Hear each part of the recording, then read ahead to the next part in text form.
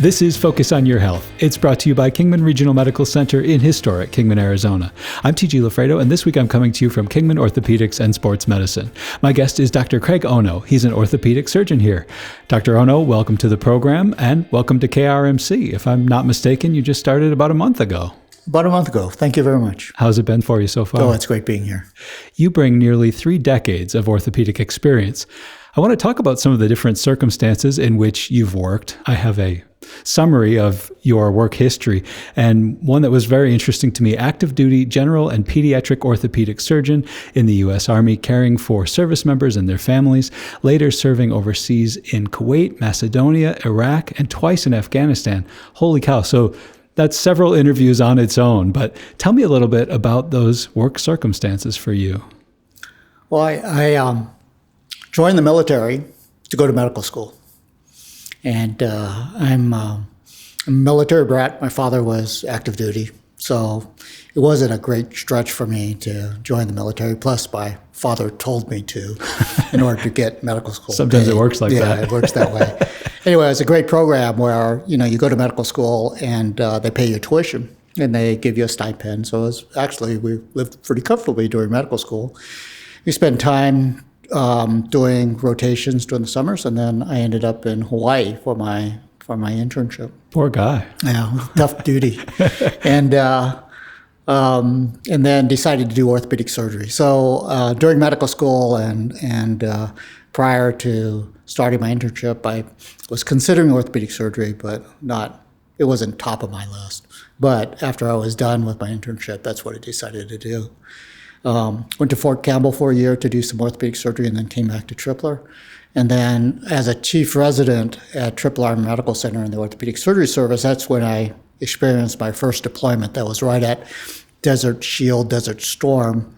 And I was one of the few residents that deployed to that theater. And that's where I completed my training actually in Kuwait under the auspices of some of the other active duty orthopedic surgeons there. Wow. That sounds like a tough assignment. It was a very interesting assignment as being still in training and then deployed. And it was a very interesting assignment because of the location we were and because of the people we were taking care of. It was quite an education for me. I came back and then was offered the pediatric orthopedic position at the Shriners Hospitals for Children in Honolulu. So pediatric orthopedics came searching for me. I didn't really go searching for it, but it was a very, very good choice for me. Pediatric orthopedic surgery combined with general orthopedic surgery makes you a very well-rounded general orthopedic surgeon, because I can take care of patients from newborn to their 80s or 90s like I'm taking care of here. So it makes for a very, very interesting clinical practice that way. Being part of the military, that's the reason why I ended up going to a variety of different places. We spent time in Hawaii. I was assigned back to Triple Army Medical Center after I completed my fellowship and was chief of their sports medicine service and then part of their pediatric orthopedic surgery service. And then I went to Korea for a couple of years, ended up in Fort Lewis, where I commanded what's called a forward surgical team. Forward surgical team is a team of 20 healthcare professionals that deploy.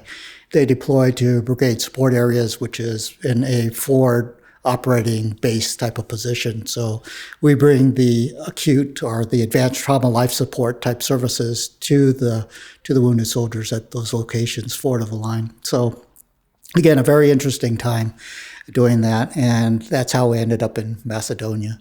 Macedonia with duty up in Kosovo. So during that period of time of the Balkan War and stuff. So did that and then got out of the service, and that transitioned me back to pediatric orthopedics because I was offered a position at the Shriners Hospitals for Children then. And that was a very interesting time. Spent over 20 years there, but also spent more years in the reserve. And that's how I got deployed to Iraq and Afghanistan after that. All part of forward surgical team type missions. Yeah. Well, so I think we're going to spend the most time on the pediatric aspect of what you do. Mm-hmm. But before we move on to that, I have to ask you a little bit about the military circumstances. Well, first off, thank you for your service. It sounds like a really challenging when you're describing it and the intense trauma that you probably saw working in those circumstances, right? Mm-hmm. Yeah, it was very challenging. There was never a down day. We always had someone to take care of, and high level of trauma. And then in my first deployment to Afghanistan, we were in a situation where children were also getting injured. And we had the freedom to take care of those children. So they allowed us to take care of injured children in our area of operations. And so we did that. So I did fracture management as well as penetrating wounds for these children. And then we took care of them and then referred them on to the children's hospitals in Afghanistan for further care. This is probably a personal question. If you want to skip it, we can. Sure. But I'm curious. I have a few friends who served overseas, and like one in particular did 2 tours in Afghanistan, a dear friend of mine. And it's interesting because now he's out, and when I talk to him about it, he's ambivalent about those times. He's proud of what he's done, but he also doesn't want to talk about it and has real mixed feelings. I said to him at one point, if your son wanted to go into the service, what would you say? And he was just like, just a long pause and really had to think about it. Do you go ahead, take over. It's a challenging time. Yeah. It's a challenging time, but I tell you, it's very worthwhile. And the reason is that you're part of a great team. You're not alone. You're well-resourced. The mission is clear. And you have an opportunity to do a great deal of good. There are, as part of the Army Reserve, so the Army Reserve, if you're an orthopedic surgeon, you're typically working a civilian job, and then you deploy from anywhere from 3 to 6 months. So they send you to these combat zones for about 3 to 6 months, and you volunteer to be part of the Army Reserve, and nobody has shirked the responsibility of deploying. I have found very few individuals that say, no, I'm not going. I'd rather get out of the service instead of going. And we see a number of repeat volunteers to do that. And that's because the strength of the team there in the 4 deployed areas is very strong. It's a great organization. The military was a great organization to work with, and the people are just great. They're mission focused. Now, certainly there's a certain amount of trauma that we all experience with doing these. We see things and we experience things that we'd rather not. But for the most part, if you can walk away and say, I did good, then that's all worthwhile. It's very hard to come back. And that's probably where the ambivalence comes in. When you come back, you end up landing at a civilian airport. For us, we landed in Atlanta. And so you land in Atlanta, you're in uniform, you land in Atlanta, there's all this people moving back and forth, and they just don't have an understanding. There's a lot of thank you for your service type talk, but they don't quite understand what's going on there, and as far as the intensity of service. So the reentry, it can be very, very difficult. The thank yous kind of ring hollow. It can, because you hear it so much. Well, and because the military is so much a game of political football, right? Right. You guys are doing the actual work, and there are people on the sidelines who would not do those jobs, but sure have a lot of influence on what you're doing. Yeah, So that's the reason why I think most of us who come back, we do tend to compartmentalize the experience. Yeah. Where they'll probably be open about it as far as what they experience and things, but for the most part, it's very hard to communicate how you're feeling and what you went through. Working that close to the front lines, did you and the medical team find yourselves in immediate danger on occasion? Yeah, we worked in areas that were subject to rockets, mortars. Oh. They come in. There was one. So we work on forward operating bases, and there was one forward operating base that was penetrated by those not friendly to us. And then So yeah, combat came into the forward operating bases at times. Yeah. But for the most part, you also feel very well protected by the soldiers. Yeah. And these are soldiers that are teenagers. It's crazy, right? Yeah, it's 18 to 24 years old, And the older you get, the crazier it seems, right? Yeah. And but they do a very good job because the Army has a very professional attitude. Yeah. Boy, well, thank you for sharing that. I didn't get your blessing in advance. And some guys don't want to talk about that kind of stuff. It sure is interesting to me. I guess maybe by comparison, I mean, the work you do is challenging, but I guess maybe by comparison, working in Kingman and seeing patients every day is pretty straightforward. Is that fair? It's fair. I mean, the level of complexity is different. Yeah. As a pediatric orthopedic surgeon, there was a very high level of complexity that we're dealing with. And certainly if you're delivering trauma care, there's a high level of complexity to a point. But the patients here are very, very, it's a great population to take care of. It is it's a good population to take care of. I've kind of enjoyed my clinics and talking with people and getting their stories. And we have stories. They all have a story. That's one thing we have here. It makes for good radio. We have stories.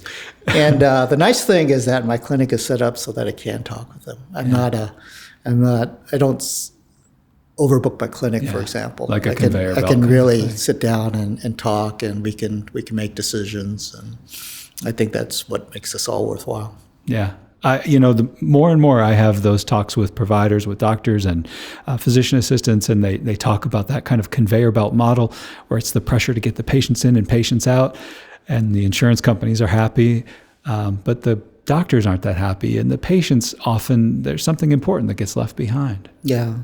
There's a lot of volume push. Yeah. And that's the economics of healthcare and what we deal with and things. But I think I'm fortunate in the situation that I'm in now where I can take the time, I think.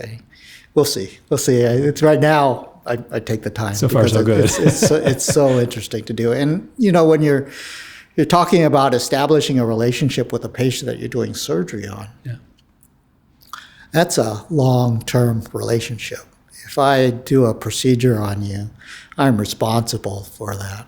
And so you have to be comfortable with making that decision. It has to be a joint decision between you and the patient. And there has to be certain expectations that are put up both before the operation and after the operation. And you can't get that in a 5-minute encounter. Yeah. You really have to take the time to establish that relationship in order to develop that trust. Experience is so important, right? Yeah. I mean, it's a fundamental taboo to cut into another human being. And so how does one get over it? It's just about experience, right? Yeah, it is. And especially if you do pediatric orthopedics, and you have to look at a mom, you have to look at a dad and say, this is what we're going to do. Thank you for placing your trust in me. And then you involve the child. You involve the child because it's the same thing. Thank you for placing your trust in me, and we will take care of you. And this is what we plan on doing. So that's what makes it all worthwhile. And I think that's the reason why I've enjoyed my career so far. You said you were sort of selected for pediatric orthopedics, but you probably had the option to say, no, that's not for me. Why did it seem like a fit for you? Oh, no, did you not have that option? Well, remember, this is the military. You were volunteered. This is the military. So I had, so I came back from Kuwait. That was naive of me, wasn't it? I came back from Kuwait with, and on my desk was a set of orders to go to Korea. And it was unaccompanied, so I'd be a year away from my family. So I'd been away from my family in Kuwait and then come back and was told that I would be another year away in Korea to fulfill this. And then if I wanted to do a fellowship after that, then I'd have to apply. So I came back and I kind of shook my head. I says, is this really the best thing, you think? Or is this the best deal I can get? So you can see, I mean, trying to make a deal with the military is one of those things. But it came around that there was a newly established pediatric fellowship at the Shriners Hospital Children in Honolulu. And my former chief at Tripler was the person who was running that program. And he came to me and said, would you like to do this? And again, a brand new fellowship, didn't know what to expect. Knew that Shriners was a great place, and knew that the option was do that or go to Korea. So it was clearly do that. So that's what I did for a year. And it's been a very good thing. There was so much serendipity involved with it because I had not applied to any pediatric orthopedic fellowships, and it was like, you're a good candidate for it. Can you do it? And then the military came through and said, yeah, you can do it. And that's where it's like, oh, this is great. If you're just joining us, this is Focus on Your Health. I'm G.LaFredo, and this week on the program, my guest is Dr. Craig Ono. He's an orthopedic surgeon, and he's new here at KRMC. When you look at the recent years of your career, how is your work split up in children's orthopedics versus adult? Is it somewhere along 50-50? Or are you doing a lot more children's work? In the military, it was 50-50. Yeah. So military was 50-50 with the balance between sports medicine and doing pediatric orthopedics.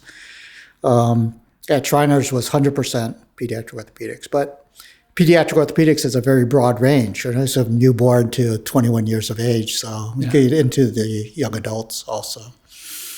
And then here at Kingman, it's about maybe 10% peds ortho. But if you ask what I can show you my patient list, and it goes from, like today was between 8 years to 80 years of patients. And then I've had days where I see a 2-year-old up to an 88-year-old. So it's satisfying, a very broad range, right? So it's great. It's all general orthopedics, but in different situation. And then I think it's been a lot of fun that way. Yeah, it seems like it would be satisfying as opposed to doing the same thing over and over. And I mean, hand surgeons get tired of hands, right? Yeah, I mean, that's the other reason for doing pediatric orthopedics is you're really not limited by anatomy.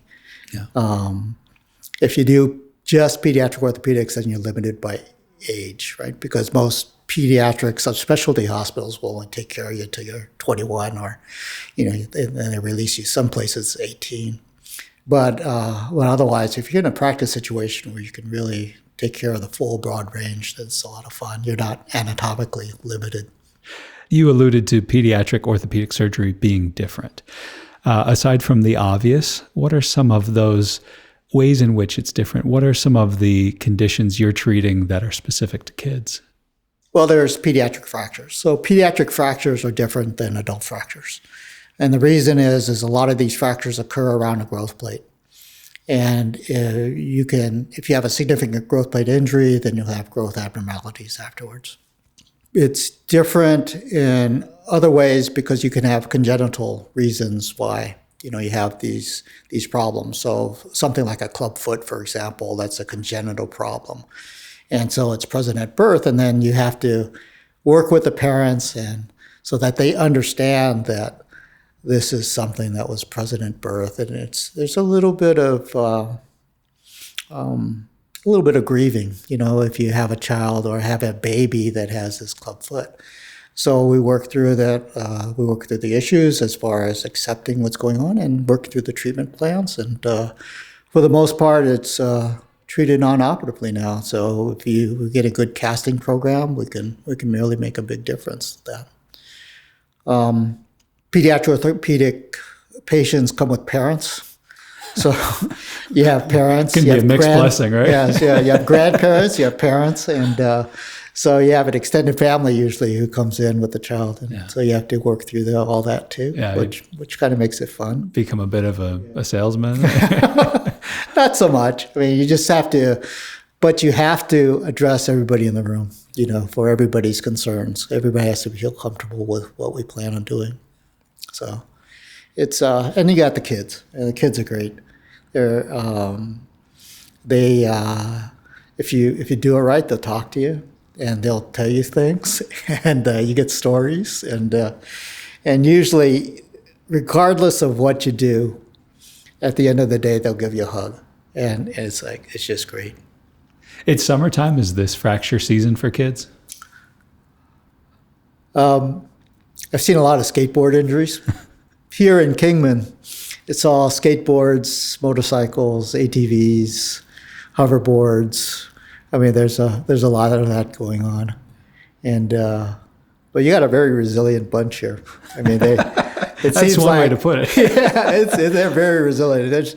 It's like you take care of their clavicle fracture, and they want to know when can they get back going again, Back on the horse, on the horse, or whatever. Yeah. So it's a lot of fun. Yeah. So yeah, they rarely take on a wounded personality. You know, they're very positive, and they're back going. Oh, what an interesting way to phrase that. I like that. Yeah. Is it part of your assignment is taking trauma call as well? No, I don't have to do that. No, I've got a group. There's the negotiation part again. Whole skeletal crew here, you know. So Dr. Hallier's group does all the trauma call, and then, but a lot of the pediatric orthopedic stuff comes to be the following day. See, in orthopedics, when you're working on a skeleton crew, it's actually a good thing. Oh, it's a great thing. You mentioned clubfoot. I wanted to ask you, here in the U.S., these are things that are basically taken care of in childhood. But I know sometimes also, like with cleft palate, for example, in some places in the world, those things will be left, and then you're dealing with adults. And is that sort of condition, can it still be fixed in adulthood? Mm-hmm. Yes.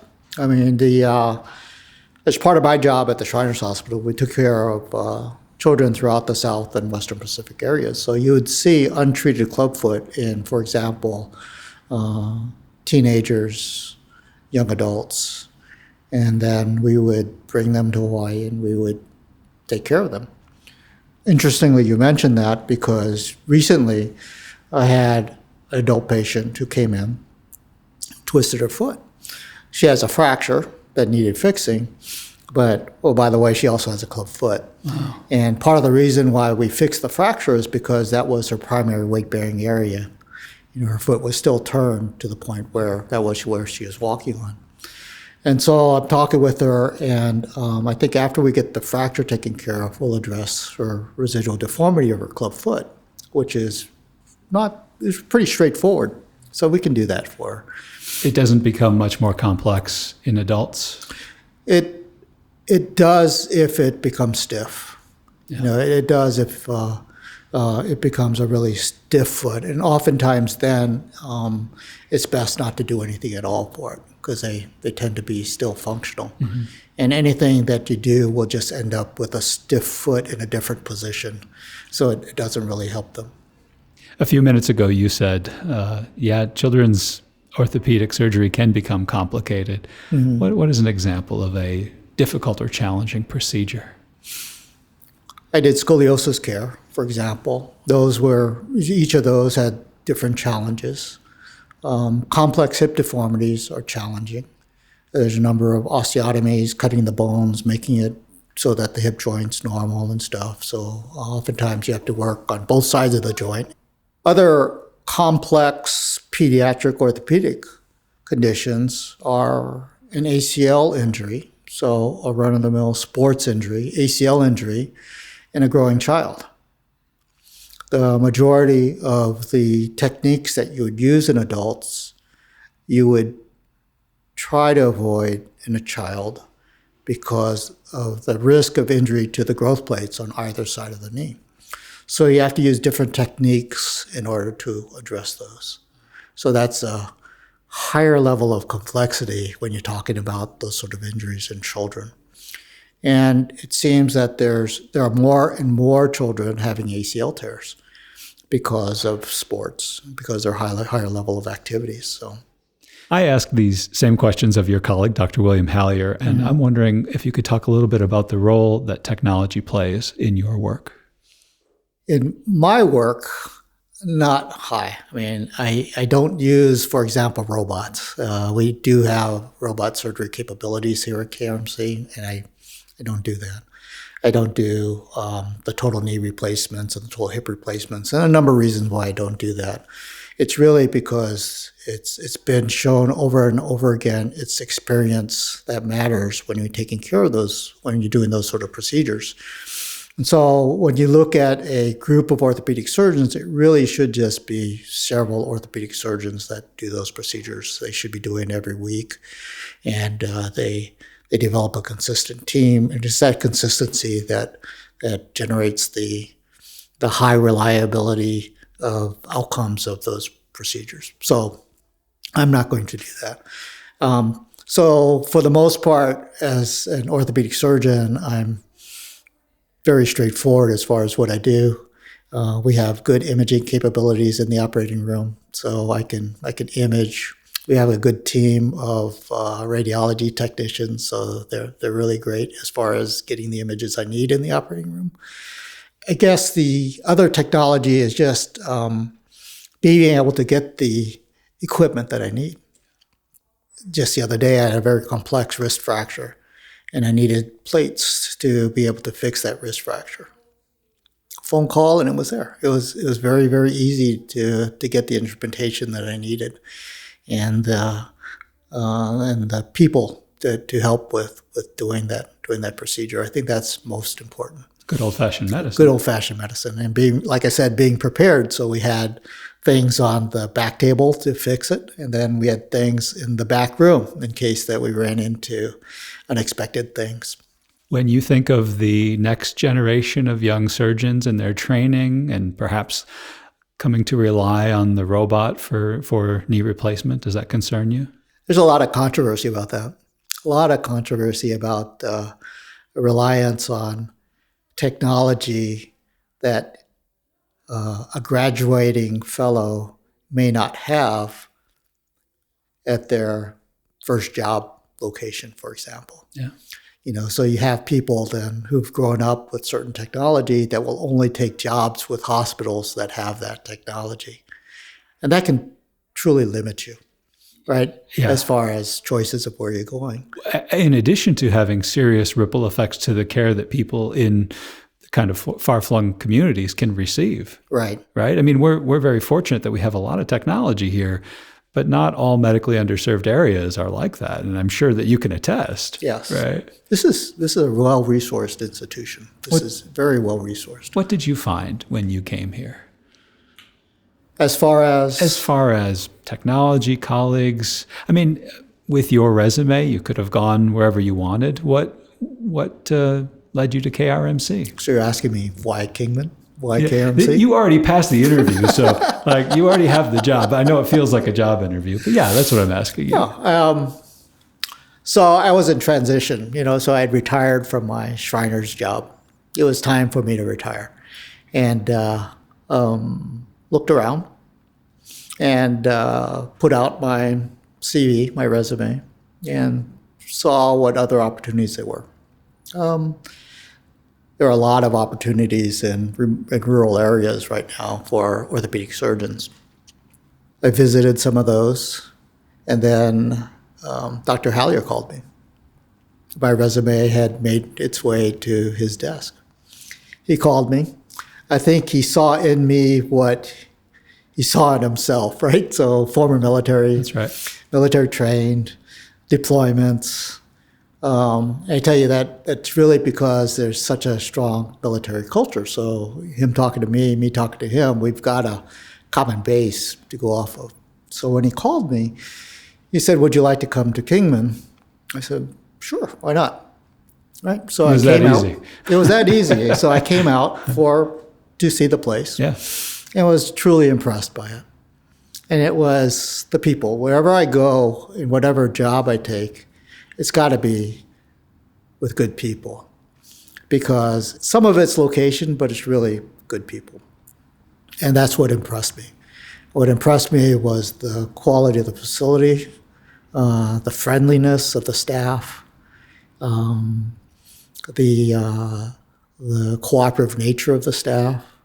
That was very impressive. So I walked away from my initial visit here saying, yeah, I think this is the place I'd like to be. And I have not been disappointed. Dr. Ono, you made this change at this point in your career. And so you had to tell the family, hey, load up, we're going to rural Arizona. What was that conversation like for you? I told them about the job. I told them about what I would be doing. And I told them that it's not forever. So, because I'm going to retire eventually in Hawaii. And they viewed it as, oh, we're sending mom and dad off to college. Can you imagine that? we're going to pack them up. We're going to send them away to college, and we'll go visit them in their new place. And so we made sure that in our new place, my wife and I, that we've set up, the room for them to come visit things. Because I got 3 daughters. They're still in Hawaii. They're very well established in Hawaii, so they're not going to move from Hawaii. Although my youngest daughter went to University of Arizona. That's also the other reason why I'm very familiar with the Southwest. Be careful, you're starting to get roots here. Starting to get roots. That's my wife is talking. So, because she says, you look very, very comfortable here and very, very happy here. And I said, yes, I am. Yeah. And by the way, I was born in Albuquerque, New Mexico. Okay. Yeah. So, you know a little about the desert. So I guess so. But it always seems like when I'm in the Southwest that there's a little home here for me. So, yeah, and it's great to have family. I mean, throughout my military career, you have to have a supportive family. I mean, you're not going to be in the military for as long as I was if you didn't have that family support. So that's the primary reason why I was able to do all that I've done, both in the military with Shriners and now here. Now that you're here, you miss the ocean? Sort of.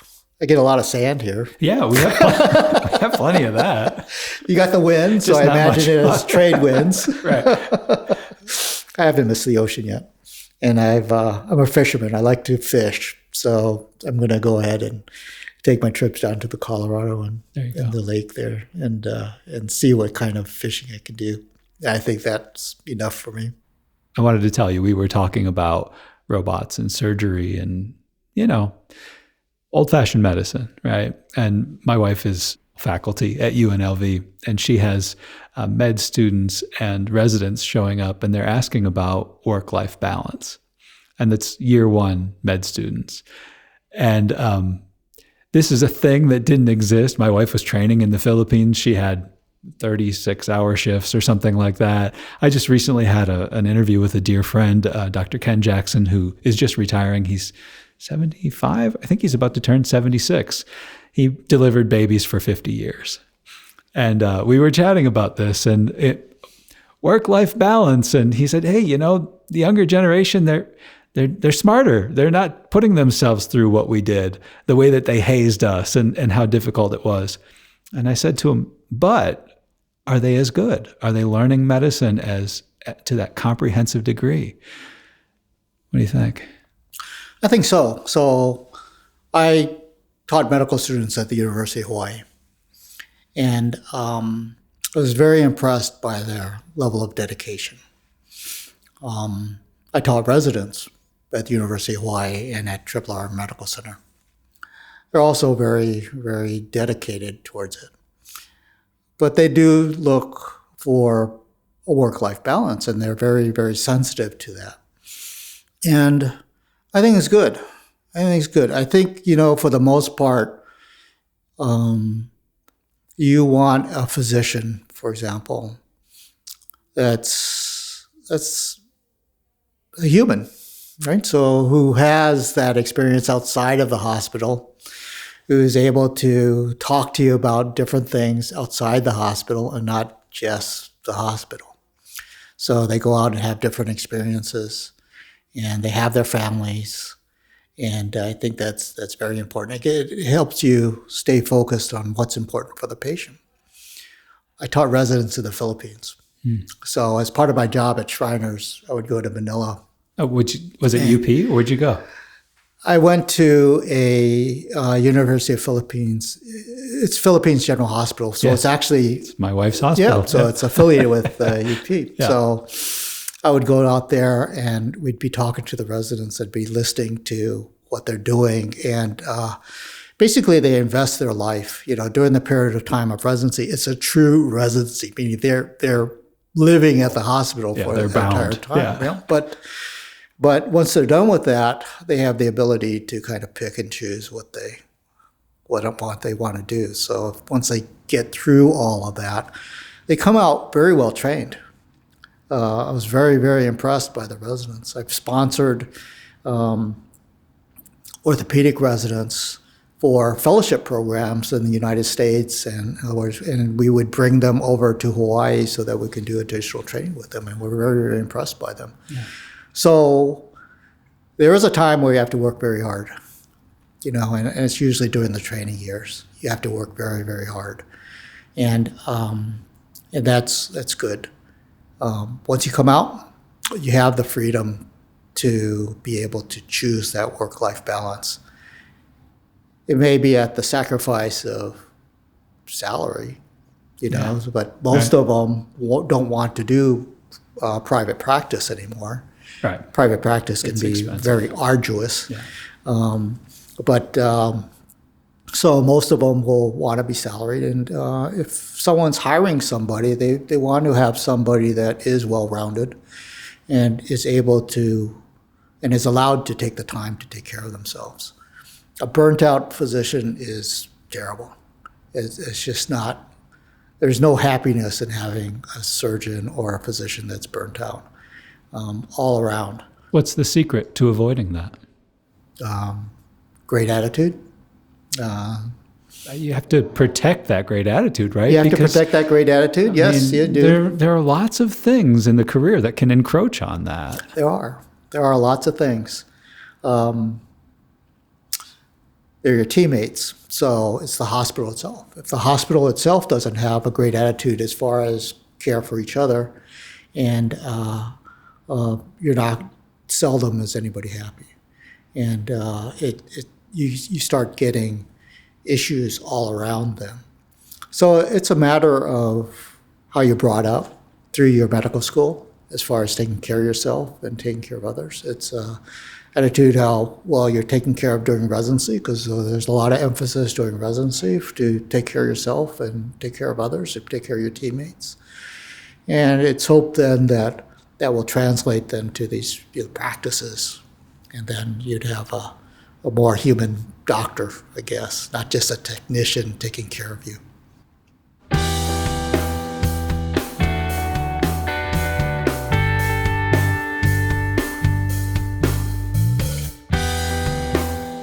That is Dr. Craig Ono. He's an orthopedic surgeon at Kingman Orthopedics and Sports Medicine. You can reach his office at 928-681-8693. That's 681-8693. Dr. Ono, thank you so much for your time today. Oh, thank you. It's been great. And that is the program. That's Focus on Your Health. I'm G.LaFredo. Thank you for listening. Stay healthy, and we'll catch you next time.